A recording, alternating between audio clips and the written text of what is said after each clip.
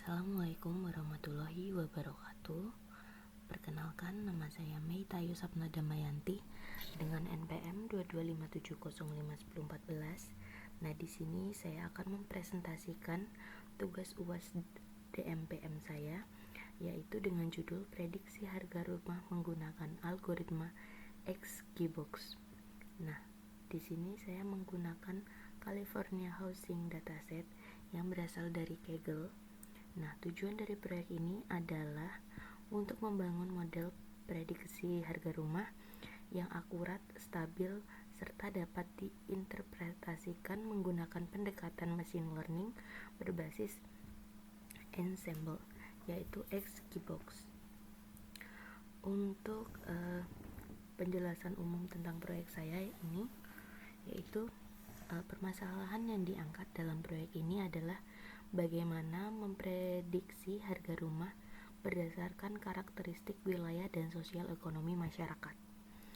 Nah, untuk prediksi harga rumah merupakan salah satu contoh problem dalam data mining karena target yang diprediksi itu berupa nilai numerik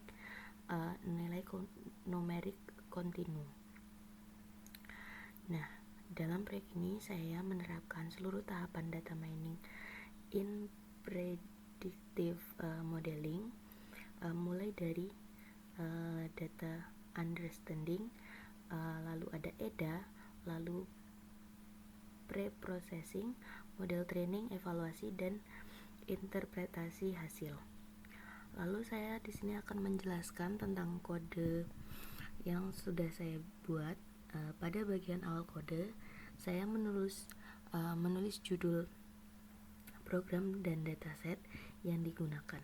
Hal ini bertujuan agar kode lebih terstruktur dan memiliki dan mudah dipahami, terutama untuk dokumentasi akademik.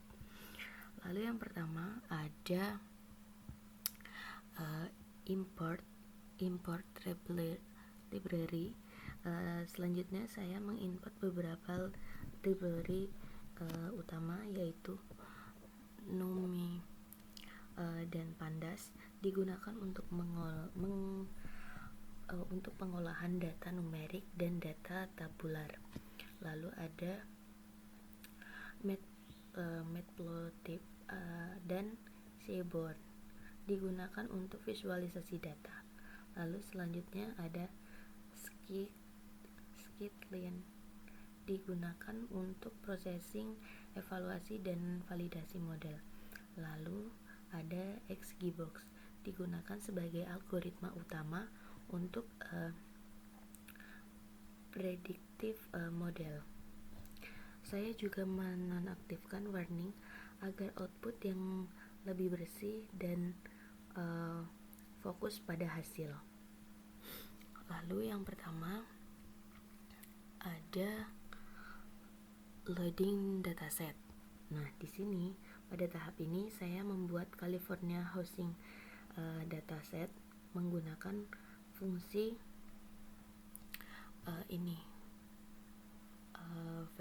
California Housing. Nah, dataset ini berisi data harga rumah dari California dengan beberapa fitur seperti median income, jumlah kamar, populasi, dan geografis. Dataset kemudian saya ubah menjadi data frame Pandas dan saya tambah ke kolom price sebagai target variabel. Tahap ini memastikan bahwa dataset berhasil dimuat dan siap dianalisis. Nah, di sini kan ditunjukkan dataset berhasil dimuat. Nah, lalu selanjutnya saya menggunakan eksplorasi data awal atau tahap ini eksplorasi data bertujuan untuk memahami struktur dan karakteristik data. Saya menampilkan info untuk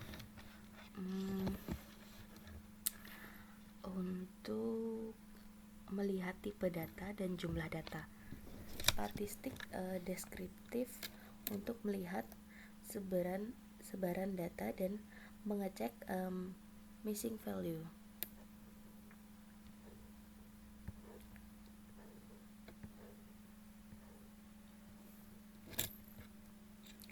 Hasil eksplorasi menunjukkan bahwa dataset bersih dan tidak memiliki missing value.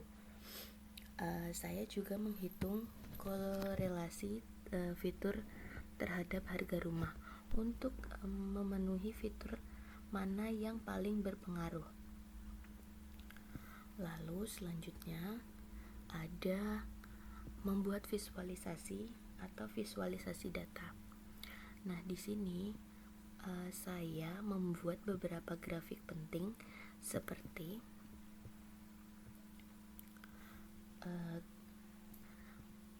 histogram harga rumah untuk melihat distribusi target, lalu ada heat map korelasi untuk melihat hubungan antar fitur, lalu ada stack plot medium income dengan harga rumah karena memiliki korelasi yang tinggi, lalu ada box plot untuk mendeteksi Hitler. Nah, di sini kan ada distribusi rumah. Nah, ini ada heat map korelasi antar fitur. Nah, seperti ini. Visualisasi ini membantu memahami pola pada sebelum membangun model. Lalu ada processing data. Processing data ini saya melakukan pemisahan data menjadi data X dan data Y.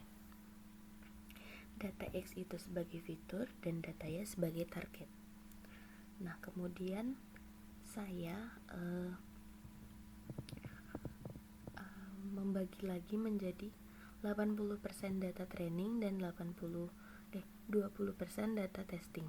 Meskipun Gearbox tidak wajib scaling, saya tetap menerapkan standar scaler untuk menjaga konsistensi processing dalam sebagai praktik yang baik dalam machine learning. Lalu ada training model. Pada tahap ini saya membangun model Baseline Gearbox menggunakan parameter default. Tujuan model Baseline ini adalah sebagai pembanding awal sebelum dilakukan optimasi parameter. Model ini dilatih untuk menggunakan data training dan diuji pada data testing. Nah, di sini ada menghasilkan evaluasi ini menggunakan RMSI, MIE, dan R kuadrat. Hasil Baseline menunjukkan bahwa model sudah cukup baik, namun masih terdapat error yang dapat dikurangi. Lalu selanjutnya ada hypermeter tuning untuk meningkatkan performa model. Nah, saya melakukan hypermeter tuning ini menggunakan grid share itu untuk beberapa parameter yang diuji, antara lain yaitu max ini saya tunjukkan, max deep, learning rate, and estimator, subsample, dan cool sample. Nah, di sini grid share ini menggunakan cross validation sehingga parameter terbaik dipilih secara objektif dan tidak bergantung pada satu bagian data. Lalu, di sini ada training final model. Nah, setelah menggunakan parameter terbaik, saya memilih model final XGBoost untuk menghasilkan evaluasi menunjukkan RMSI menurun, lalu menurun, lalu MII menurun, dan R kuadrat meningkat. Nah, hal ini menunjukkan bahwa tuning parameter berhasil meningkatkan performa pada model.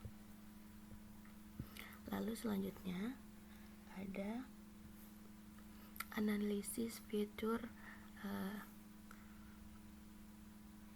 Nah, di sini saya menganalisis fitur imperfect ini dari model XGBoost. Hasil menunjukkan bahwa media income merupakan fitur paling berpengaruh. Faktor lokasi juga memiliki pengaruh yang signifikan. Analisis ini penting untuk memberikan interpretasi model, bukan hanya fokus pada akurasi. Lalu selanjutnya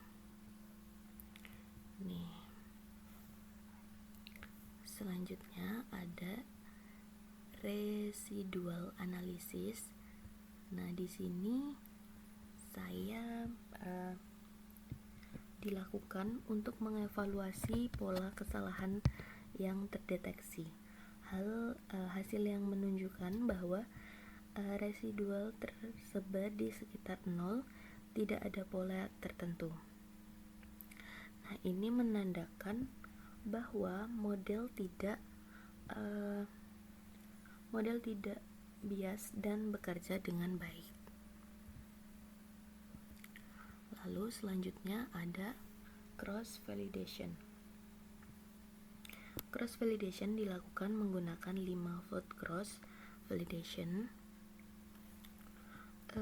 Hasil menunjukkan bahwa performa model stabil dan konsisten di berbagai subset data. Lalu selanjutnya ada contoh prediksi untuk data baru. Nah, di sini saya menampilkan contoh prediksi pada beberapa data uji. Hasil menunjukkan bahwa prediksi cukup mendekati nilai aktual dan error relatif kecil. Ini menunjukkan bahwa model dapat digunakan secara praktis. Lalu selanjutnya ada saving model. Nah, pada saving model ini saya menyimpan model XGBoost dalam format JSON, hasil evaluasi dalam bentuk CSV. Hal ini menunjukkan model digunakan kembali tanpa training ulang. Nah, untuk kesimpulan di akhir project ini,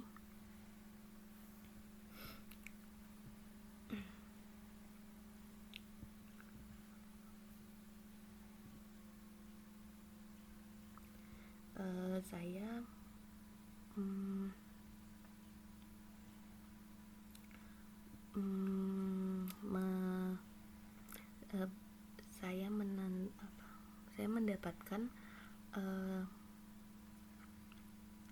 mendapat kesimpulan bahwa XGBoost ini relatif untuk diprediksi untuk harga rumah. Lalu 2, ada hyperparameter tuning meningkat performa. Lalu ada model stabil dan dapat diinterpretasikan. Terima kasih. Sekian presentasi dari saya. Saya akhiri. Wassalamualaikum warahmatullahi wabarakatuh.